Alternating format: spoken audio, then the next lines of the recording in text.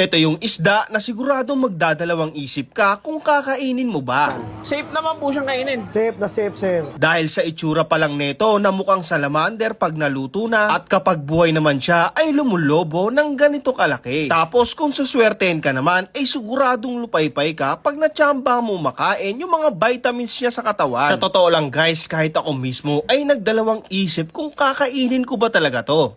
Matagal na po kayong nagtitinda nito tayo. Nagsimula ito 1985. Talaga, napansin ko ang daming kumakain dito sa tindahan mo tayo. Napaka-successful na ng ano nyo. Tikman ko po tayo. Magkano po isang order niyan tayo? 120 lang. May kanin na po siya? Wala, pa. iba. Sige. Ano yung Order po ako. Meron Sige. po kayo dito yung tinatawag nilang mais. mais. Yun Sige. yun ang maganda yung pares dito, mais. Sige, order po ako yan tayo. Matanong ko lang tayo ha. Oo. Baka maano nyo. Bakit po kayo ganyan tayo? Oo. Goggles. Dahil dito, sa usok. Masakit nga sa masakit, mata. So, Masakit. yung protection nyo po. Oo. Ayan tayo. Tayo, matanong ko lang din po. Ano pong pangalan nyo?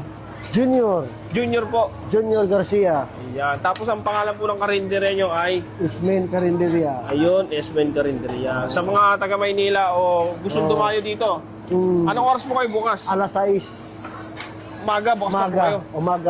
Umaga. Hanggang anong oras po yun? Mga half day lang kami, sir. Half day lang. Oo. Ngayong oras po, Ito, alas 12. pag wala na, sira na. Nakakailan na po kayo ngayon? Alas 12 pa lang. 5 na. 5 ganito. Oo, 5 na. Grabe. Yung kilo ng porcupine, mga ilang kilo ng porcupine na ubus nyo? Itong kawa na to, bale 21 kilos. Sa isang lutuan lang, Bale mga 70 yung piraso. 70 piraso. Grabe. Ayun po pala siya, no? Ayan, sige, tikman ko po yan, no? Oh, ito na, sir. Ito na po yun. Oh, ito na, sir. 120 po ito, no? Maingatan, mainit Opo, yan. ito po. Oop. Mainit yan. So, ito na po Pagluto siya. yan. Sige po, tikman ko na po to. Oh, sige. Ano po pangalan ulit? Junior, no? Junior, Ay, pares pa po tayong pangalan. So yun guys, nandito tayo sa may F. Flores, sa may Barangay Pasil, Cebu City. Pinunta natin guys yung nag-iisang karinderya na nagtitinda ng porcupine fish. And guys, ayun siya. Wow. Ito yung isda na guys na maraming tusok-tusok. Yung malaki. Ayun siya. Ayan. 120 yung isang order na ganito. Nasa 2 piraso ng ulo. Ayan.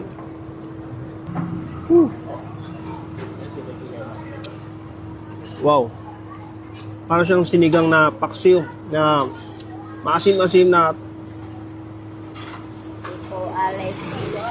maasim-asim na maluya, no? Harap. Parang sabaw pa lang, ulam na to, ha? Ayan. So, ingat lang kayo, guys, kumain kasi medyo matinik daw tong isda na to.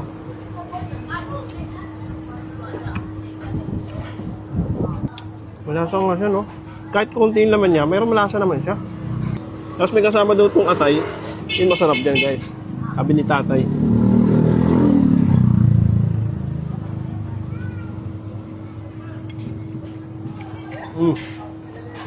Lalo. Diba? Etong Esmen Carinderia, guys, isa ito sa mga iconic na karinderya dito sa Cebu City. Na kung maghahanap kayo ng food tripan, isama nyo to sa bucket list nyo, guys. Magandang experience to, guys. Yan, napakamaraming kwento na ito, eh. Ano? So yan, guys, hindi ko na ito patatagalin pa. Gusto ko na itong enjoyin itong kakaibang food trip ko na napakasarap. So, punta na kayo dito, guys. Esmen sa may F. Flores, Barangay Pasil, Cebu City.